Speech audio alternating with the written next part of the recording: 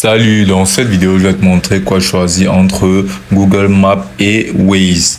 Alors, les deux plateformes sont de très bonnes plateformes qui te permettront d'avoir des utilités en termes de données graphiques sur ta position actuelle, sur la position que tu sais de rechercher, même sur les positions envisagées, même sur des destinations de voyage et sur plein d'autres aspects de localisation. Donc, basiquement, ce sont deux plateformes très utilisées. Elles sont vraiment très fonctionnelles. Là, quand tu peux voir, on est sur Google Maps, qui est vraiment très intuitif, qui est l'une des meilleures plateformes dans ce domaine-ci. Et juste en face, on aura la plateforme de Waze. Alors Waze de son côté, une plateforme relativement simpliste, pas très détaillée, mais qui voit sa force au niveau de sa façon de simplifier les choses au niveau graphique et avec ses petites fonctionnalités. Donc tout d'abord, on va commencer avec Waze. Waze est basiquement cette plateforme-là pour si tu ne veux pas de prise de tête, tu veux juste te faire basiquement tu veux avoir une idée de ta position actuelle, donc tu peux juste rechercher ta position. Tu peux aussi rechercher n'importe quel endroit de façon très simple, simplement en entrant le nom de l'endroit, comme par exemple Paris. Et là, tu pourras percevoir tous les endroits près de ta localisation et aussi les petits coins de restauration et autres. Bon, sinon, oui, c'est vraiment très intuitif, c'est très simple à utiliser. Ça n'a pas énormément de fonctionnalités, ce qui est un avantage comme ce peut aussi être un gros désavantage. Mais sinon, ça répond, c'est très responsif, c'est rapide, c'est fluide et c'est agréable à utiliser par son design simple. Tu peux aussi apercevoir que Waze aura des options telles que ton domicile, donc tu pourras définir des lieux comme ton domicile, tu pourras définir ton lieu de travail, tu pourras définir des endroits où tu passes plus de temps. Ainsi, Waze te donnera une indication rapide et facile, qu'importe où tu seras après avoir défini ton adresse, tout simplement en cliquant là sur domicile ou travail. Et tu pourras même rechercher des contacts tout simplement et les ajouter comme amis. Tu pourras connecter du calendrier, avoir des options de planning plus faciles.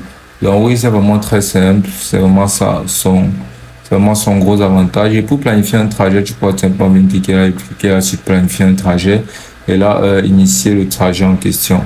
Maintenant, juste en face, on aura un très gros géant qui sera Google Maps. Basiquement, Google Maps est extrêmement complet, très détaillé, possède basiquement tout. Tu pourras percevoir des images, des points, des zones de haute densité, des lacs, des images beaucoup plus détaillées, des routes, des itinéraires, des données vraiment extraordinaires avec, comme tu peux voir là, des photos qui n'étaient d'ailleurs pas incluses sur Waze. Tu pourrais pas apercevoir des photos. Tu peux même apercevoir des hôtels disponibles rien qu'en entrant Paris. Donc, tu n'as même pas besoin d'entrer des hôtels, ou bien des zones, ou bien des restaurants, ou bien quoi que ce soit. Rien qu'en tout le monde, en entrant une zone, tu peux avoir énormément d'informations telles que les lieux emblématiques et plein d'autres choses, des notes, des résumés, énormément de choses, des options de réservation d'hôtels. Basiquement, Google Maps a juste trop d'informations. Voilà, ce qui fait en sorte que la plateforme soit extrêmement complète. Elle est aussi très simple à utiliser. Tu vas juste entrer basiquement un lieu. Ensuite, par exemple, si tu cherches un hôtel, tu vas juste cliquer là sur hôtel et ça te présentera tous les hôtels disponibles dans la zone où tu te situes actuellement sur ta localisation. Donc, tu peux apercevoir plus de 2743 hôtels disponibles à Paris avec les différents tarifs de ces hôtels-là.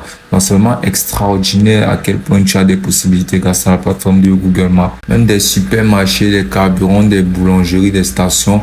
Basiquement, tout, on peut apercevoir des lacs, on peut apercevoir des espaces verts qui sont des espaces avec des plantes et autres.